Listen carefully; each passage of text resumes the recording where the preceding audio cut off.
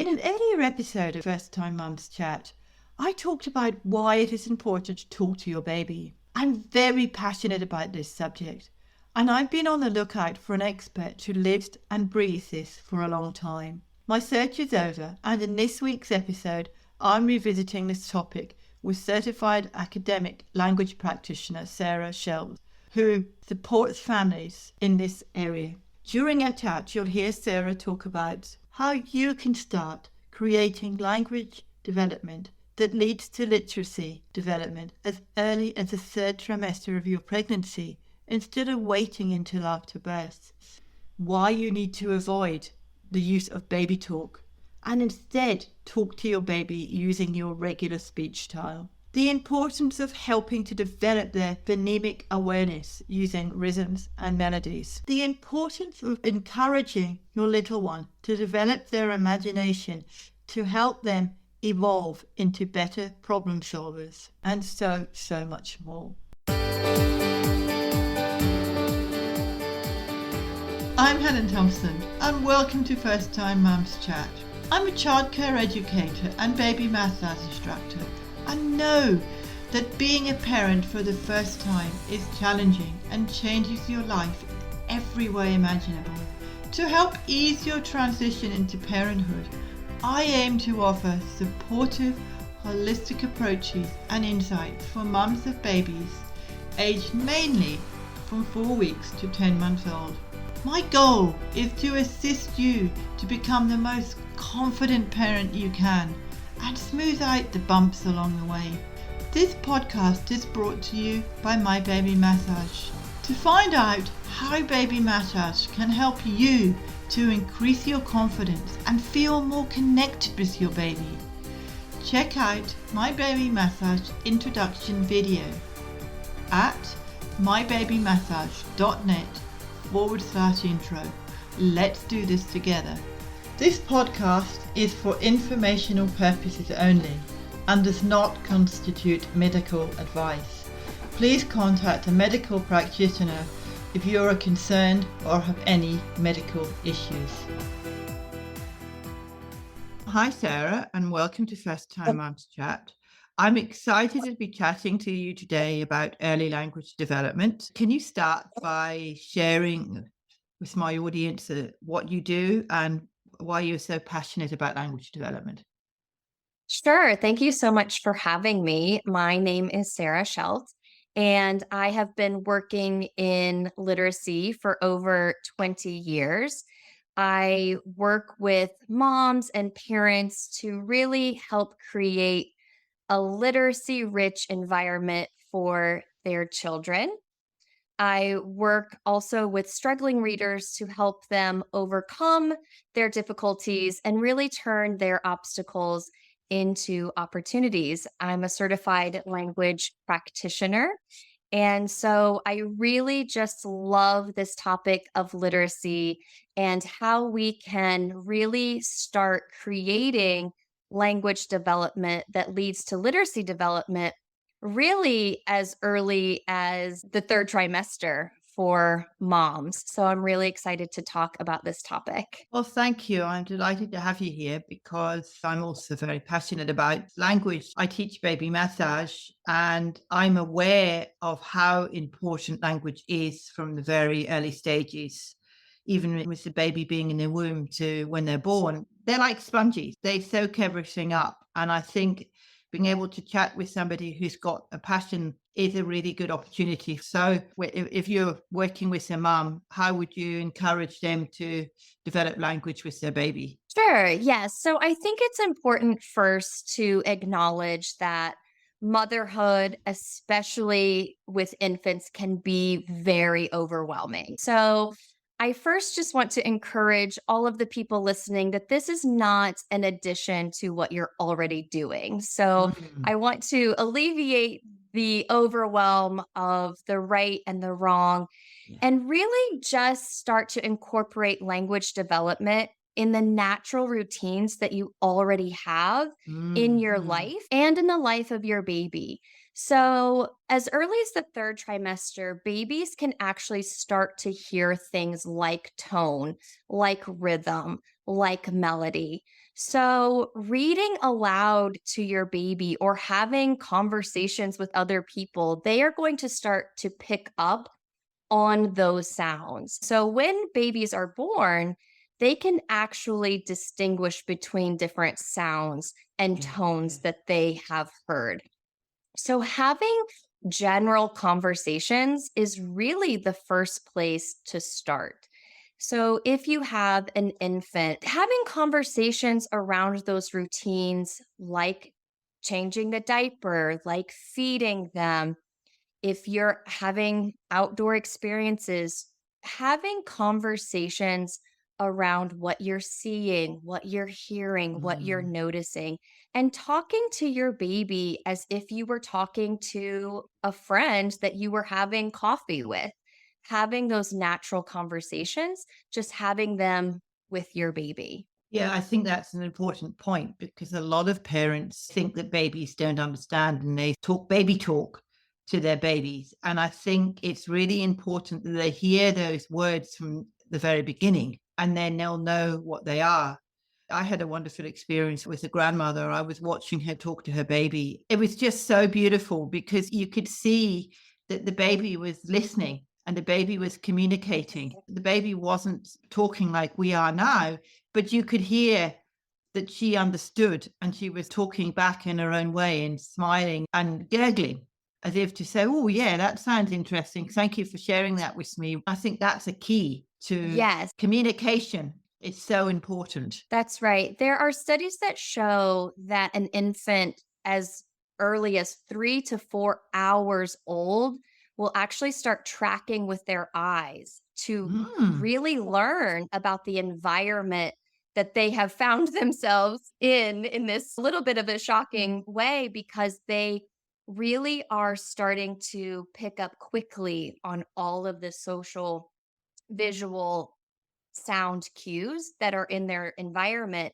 And so they will start to track to learn about their environment and they are listening for that familiar sound. So, with that language development, the more you speak to them, the more they are looking to you. They're starting to what I call think with their eyes. Yeah, it's interesting you say tracking because I'm very much aware of crossing the midline being the sort of imaginary line between your two hemispheres, the left and right. It's really interesting you say that because that's how you learn to not only develop language, but to develop so much to get those two brains working and communicating together. Yes. And understanding what I'm seeing and how do I process that. So, Mm, when we mm. talk about language development, sometimes people might think of speech patterns, Yes, articulation, but language development also encompasses how am I processing? How am I yes. hearing Problem things and solving. understanding? And then how am I verbally expressing what I want to say. So, tracking becomes a very important component of that. If we think about readers, I work with kindergarten through second grade mostly. If we think about readers, we want them to start tracking print. So, infants are already starting to do this skill of tracking.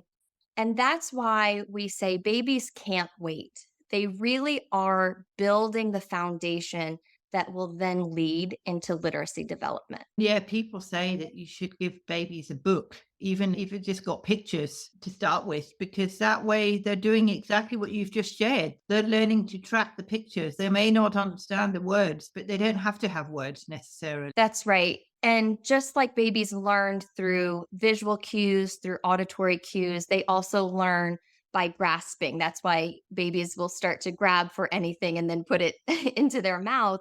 So, another way to use a book is through that oral conversation. So, you don't even have to read the words really to a child that's very young. You can use their finger and point around the picture and have a conversation. Oh, that's a cow. This cow is black and white. A cow makes the moo sound. And you can just have Mm. that general conversation because what will happen is the more children hear a book, the more comforting it will become. And you can incorporate this type of thing reading aloud with your child, reading around the pictures, describing all that you see, all that the sounds that you could hear in that picture. That builds in a very comforting routine for you and your child that creates a connection, that creates a bond that then Mhm. will grow with them.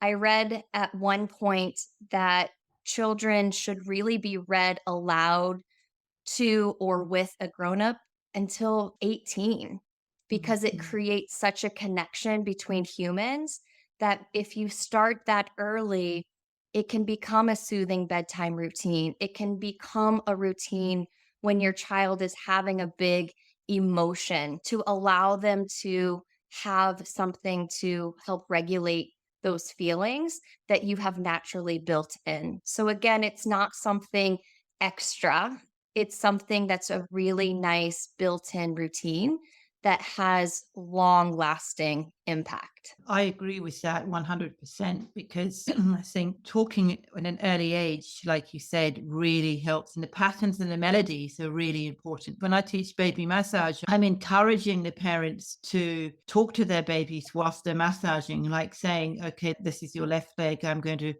pick up your left leg and we're going to give it a massage. We might do a little train track song and we're just getting a massage down. And I think that is so, so important because, as you mentioned, it's the bonding, it's the communication, it's giving them that language development. Also, the cues you mentioned earlier, it's giving them the cues to say, okay, well, maybe I don't want my leg massage. They pull it away, or I don't want this. It's giving them all that opportunity to say what they want. And that's what you mentioned Yes. earlier, which I think is so valuable.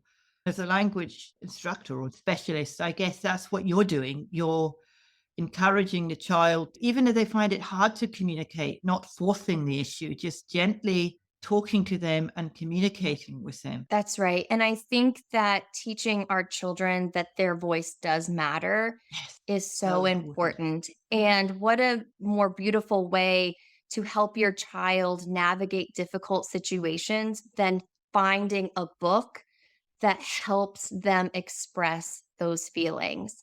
I'm also glad that you brought up singing because for very young children, what we call in the literacy world phonemic awareness, children learn to hear sounds and manipulate sounds before they put those sounds to actual print.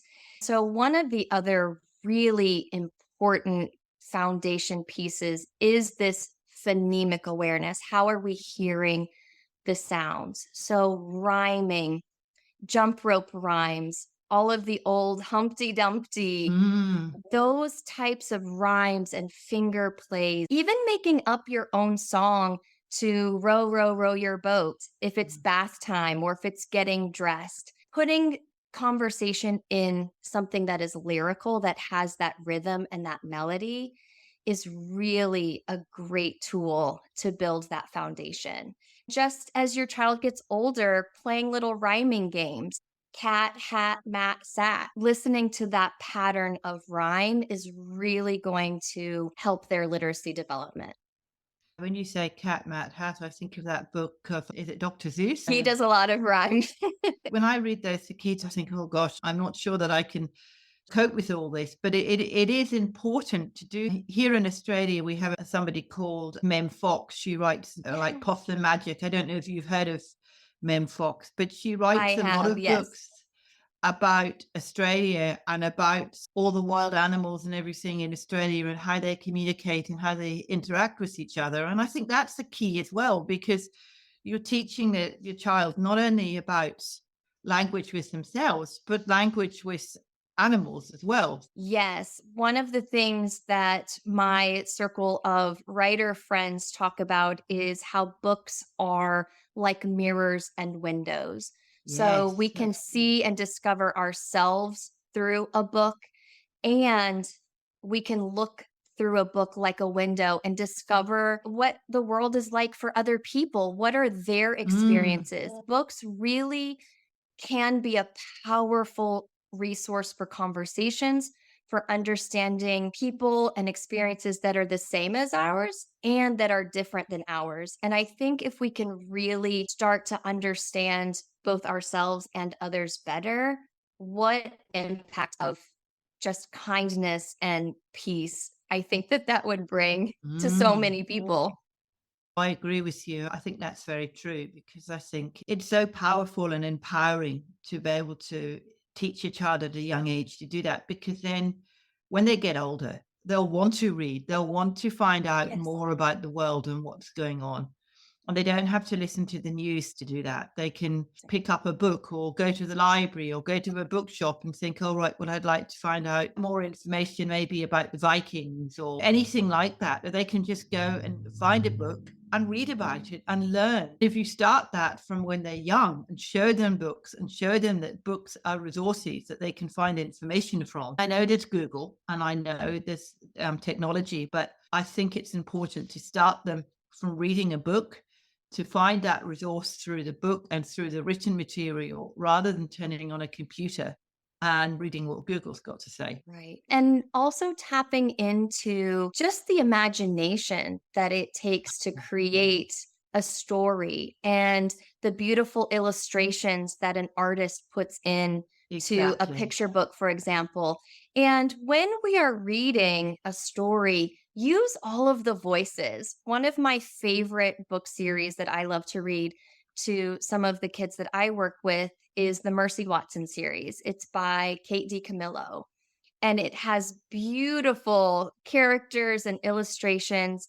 And I love doing the voices because it brings the story to life in a way Mm, that the kids love it and they want to read it, even if they're not able to read that book independently on their own yet.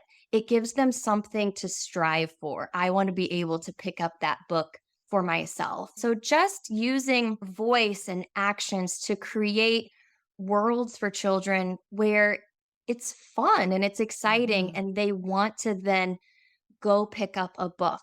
Or if I have read a book that the kids have loved, I will say, "Hey, if you really loved this book, then I think you're gonna love this book too. Maybe you wanna Yes. check that out the next time you go to the library." Being a resource for them to also come to as someone that they trust that can guide them to books that they will enjoy. Mhm. Yeah, there's so many books out there that can help with your imagination.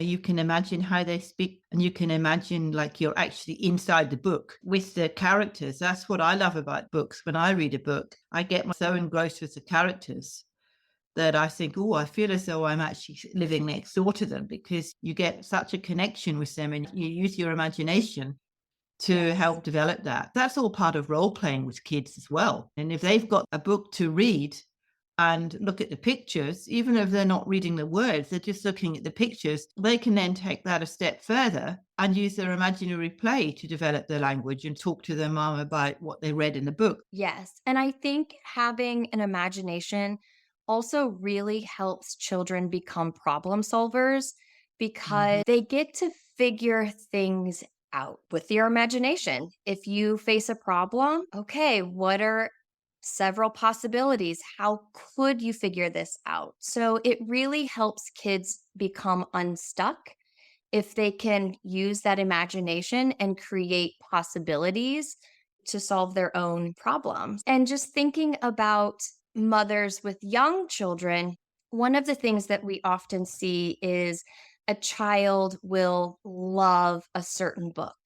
Right now, one of my very good friends has a baby. She's 7 months old, and he already Oh. really loves the board books that have the flip up. They reveal a Mhm, character or mhm, something mhm. underneath the cardboard flip up.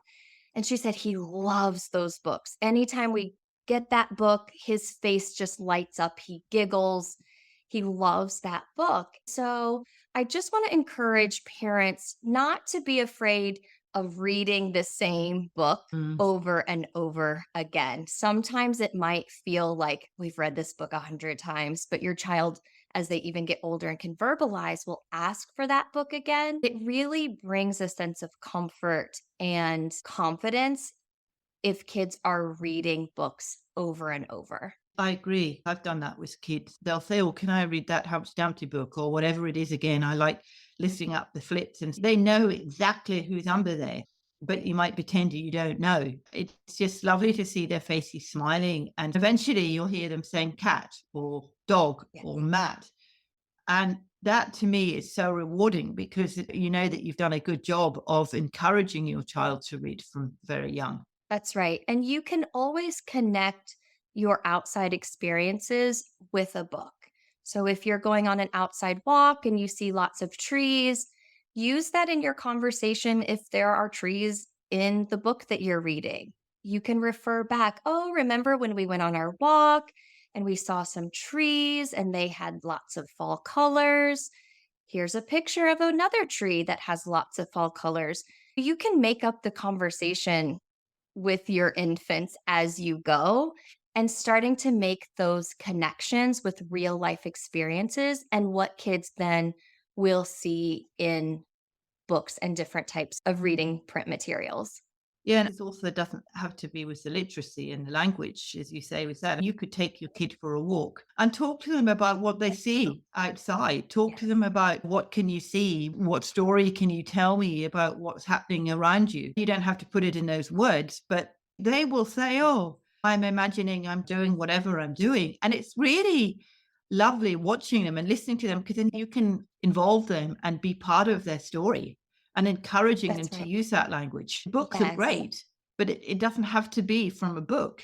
Or if they've seen something, as you say, outside, you can find a book that's got some more information about what they found. So you can talk to them about that too. I guess it's cars and it's trucks when they're younger and they're beginning to like cars and trucks or dolls or babies or whatever it is. You can then encourage them, take them to a bookshop or a library and say, "Oh, I found a book that's got a dumper truck. Would you like to have a look?" It's encouraging them to have the power to read and have the information to do what they want to do. that's right. And it all starts with that language development of how are we hearing sounds, interpreting sounds, how are we speaking Mhm. and communicating, that then really goes into the print literacy that we want to build them toward. Before we finish, we mentioned when we had a chat about talking to the baby when they're actually in the womb, about Yes. developing language when they're actually in the womb. So, can you tell us a little bit about your experience of that and how you'd support a mom with that? Sure. As new mothers probably know, a lot is happening when they are in their months of pregnancy and babies are developing. So by the third trimester, they actually do have their ears. And so they are able to hear about 10 decibels lower than what we're able to hear now. So they are able to pick up on melody, on rhythm, on different sounds. So already starting to talk to your baby, read to your baby, have nursery rhymes or songs that have nice, soothing tones will really start to encourage already that development. Yeah, because I've heard people saying they've listened to music and they actually put the iPad or whatever it is on their tummy, and the babies can actually hear that music. And so when they're born, or even when they get to 2 or 3, they've heard that music so that it'll be more of a recognition for them. And they'll think, "Oh, I remember that music." It's all repetition. It can be a self-soothing because it's something that is comforting to them. Yeah, and if they felt it before they're born and you put that music on when they are born, it might help them to sleep, it might help them to relax because it's something that they remember when Right. they were in the womb. Yeah. Like I said, it's never too early to start. Babies really cannot wait to be engrossed in language development. Yeah, they're like sponges. They want to learn. They love to find out about the world. They're experimenting and they're learning, and it's important for us as a parent to help them to develop that. That's right. It takes everyone. So, is there anything that you'd like to mention that we haven't covered? Sure. I think just doing what you're naturally doing already as new caregivers, really just incorporating these tips and tricks into your already established routine. And I hope that there were a few takeaways that I know busy moms, especially with new babies who might be feeling a little sleep deprived, can just have your regular, normal conversation with your babies. And there's really no judgment, no right or wrong. Just keep showing up as your great self. Well, thank you for sharing all your wonderful tips. I could talk to you forever about language because I think it's so, so valuable. If anybody wanted to find out more about you, how would they go about doing that? Sure. I have a website. It's sarahscheldt.com. And you can go there. There's a way to connect with me personally. You can see all of the work that I do. I work with children mostly who have some type of reading difficulty, not necessarily a disability, but I do work with children. I actually also work with moms who are feeling like they are overwhelmed and might just be going through the motions of life and want to feel like they are thriving and not just surviving day to day.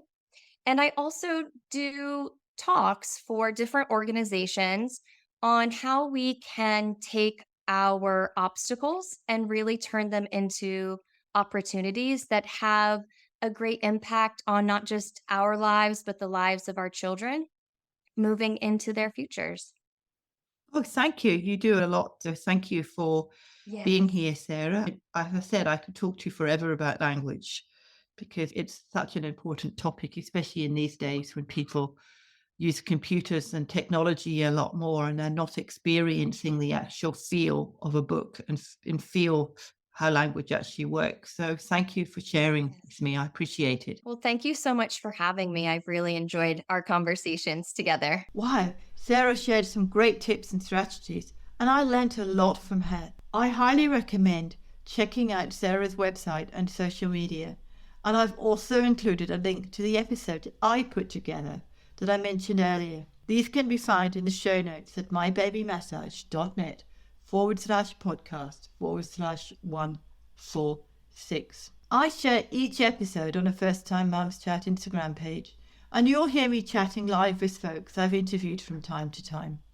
Please support me by following me, and I look forward to meeting you during one of my lives. Next week, I'll be talking with mother of two, mindset mentor, time management guru, and alignment coach for mums, Jill Wright, about her coming book, which is the culmination of 20 years of work. It is geared towards anyone who wants to create a better life for themselves and is willing to do some work and is a collection of the most impactful and inspiring quotes, ideas, practices, habits, tactics, and strategies that Jill has come across in the past 2 decades.